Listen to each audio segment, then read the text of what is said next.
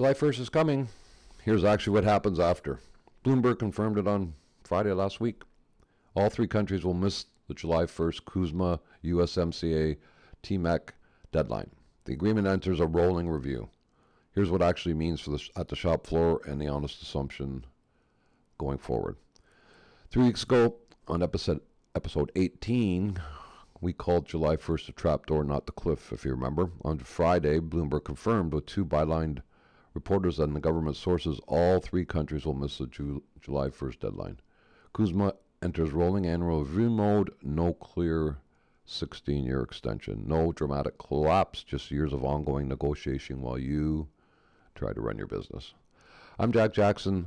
I owned a 34-year-old Canadian manufacturer for 17 years. I want to tell you exactly what rolling review means, not a diplomatic language, but in terms of what it means for your planning, your pricing, and your documentation. So let's start with the mechanics, because most of the coverage gets this wrong. Under Article 34.7 of CUSMA, July 1st is a date when all three countries are supposed to confirm if they want to extend this agreement for another 16 years. If all three agree, done, move on, see you in 2042. If any country doesn't confirm, the agreement doesn't end. It stays in force until 2036, at minimum, but it enters a cycle of annual reviews. Every year, the three countries must get together to decide whether to continue. Every year is another negotiation. Every year is another round of potential rule changes, concessions, and uncertainty for us small business owners, and even the large ones. You got to be on your toes all the time now. The Bloomberg story has one more piece, though. The U.S. wants a bilateral side deals, separate negotiations with Canada and Mexico on specific issues, rather than a full rewrite across the board. That means no single movement where everything gets resolved is looking like it will be happening. Instead, dairy gets negotiated 1 year. Automotive rules of origin next year. Digital services the year after. Nobody knows. This isn't a clean break. It's a slow grind. Slow grinds is what kills manufacturing businesses. So why the slow grind is worse than the cliff? Not that we wanted a cliff anyways, but here's the thing about a cliff. At least you know what you're dealing with. You can price it, you can plan it, you can make decisions.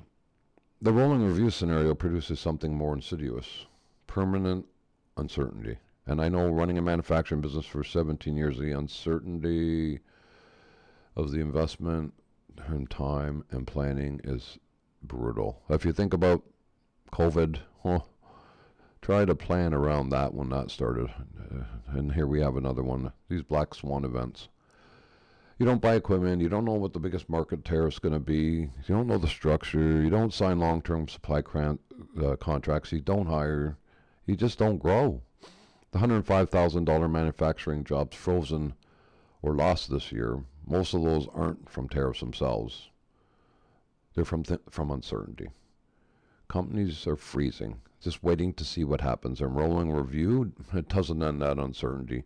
It institutionalizes it, actually. That's the honest story, and I'm not trying to be dramatic. You just keep grinding along, but it takes its toll.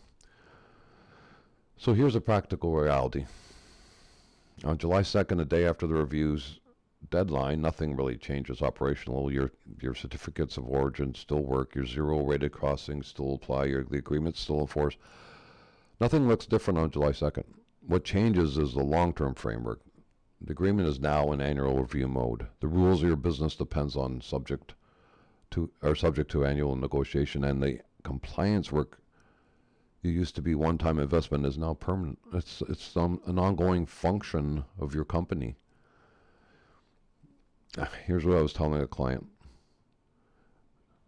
Here's what I tell a client when I'm walking in to plan a conversation this week. One, CUSMA preferential treatment continues. Your zero rate crossing works. Budget around that assumption for the next 12 months. 2, the tariffs around CUSMA, Section 232, 301, and Section 122 are separate from CUSMA, and they're not going away. Those are permanent, so you got to price those in. And 3, your documentation needs to be current, defensible, not for one review, but for annual reviews. This isn't a one-time audit. It's going to be an ongoing function. If you don't have someone watching it, your compliance every year, you have a gap. So watch on June 16, 17, the round between the U.S. and Mexico. That's the next data point. June 16, 17 is when they get together. What gets agreed bilaterally becomes a template of what Canada is going to face. Being informed before July 1st is how you stay ahead.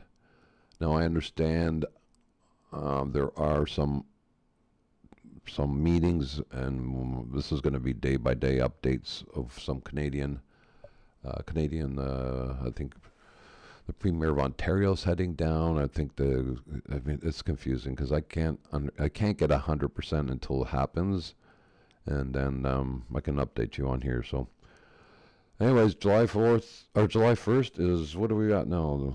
About 23 days away. 22. Bloomberg says all three countries will miss it.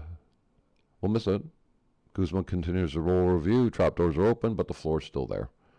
Nothing changes on July 2nd, but everything about how you manage your cross-border compliance will change for the years ahead. The manufacturers who understand that now will come out in best shape. I can help you with that. I'm Jack Jackson. This is Manufacturer Daily. Let's help your business get across the border. Free 30-minute call. Link in the description. We'll see you tomorrow.